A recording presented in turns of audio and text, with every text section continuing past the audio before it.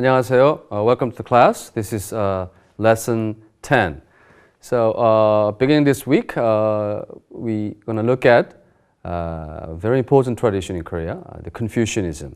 So, and also we'll continue to do that, study Confucianism in the following week too. Let's begin.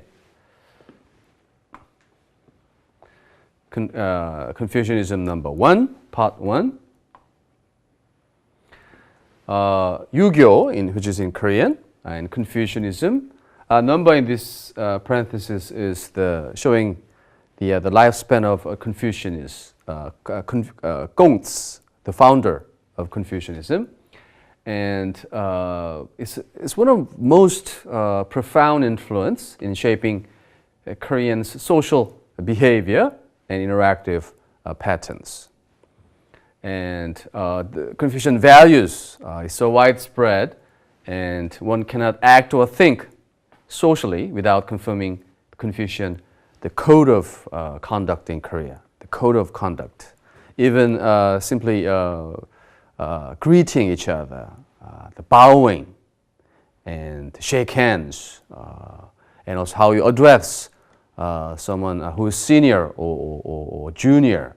I mean, the codes of conduct is basically based on traditional Confucian values and Confucian teachings.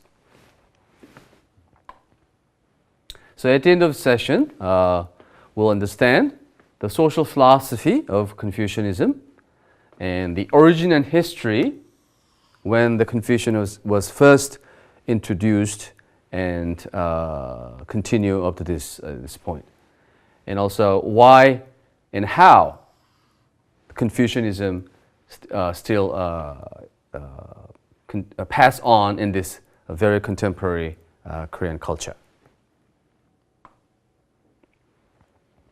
So, social philosophy of Confucianism. Here you might start with some basic questions. Is it philosophy or is it religion? Some people say Confucian is just a philosophy, but yet considering the influence of Confucianism and very contents of Confucianism, it also has very religious aspects in it. So again, simple question: philosophy or religion, or is it just moral teachings? Has to do with what to do and what you shouldn't do. Is it just moral teachings? Well, the answer is yes and no. Well, if I say yes, of course it has a very solemn ceremony to venerate heaven. It's very spiritual in a sense. But at the same time, it doesn't have, in a strict sense, the priesthood, like you can find in the church or other religious tradition.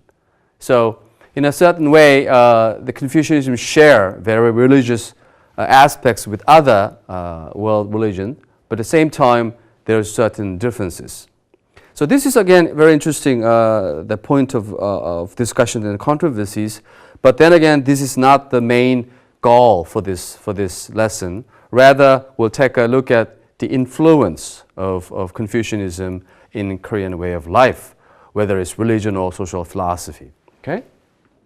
Again, the statue of Confucius as image, you can look at here. So ultimate goal of Confucianism is to become a sacred person. In Korean, we say 군자. So this is a very strong, important term to describe specific individual who attain virtues, like a saint in Western culture. If I write 군자 in Chinese character, make sure you have the right color. Okay. So if I write in Korean, it's 군자. Looks like that. In Chinese, 군자. It sounds like a kunji in Chinese. I'm not sure 100% about this pronunciation, but same Chinese character. So the ultimate goal is to become 군자, like as Kunja as the Confucius himself, who lived sometime in the 5th century BCE. Okay? So the attaining all the virtues of ideal human being. Of course, the very basic, the foundation is of course the filial piety. So that's the base for the all righteous behavior and thoughts in this context. So again, I talked about the Confucius, the very founder of this line of thoughts, who was born 551 and until 479 BCE, had the most profound influence in shaping Korean social behavior and interactive pattern.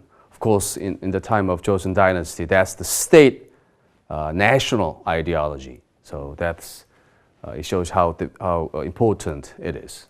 So we'll continue to talk about this influence of Confucianism in Korean way of life in the following week too. Thank you.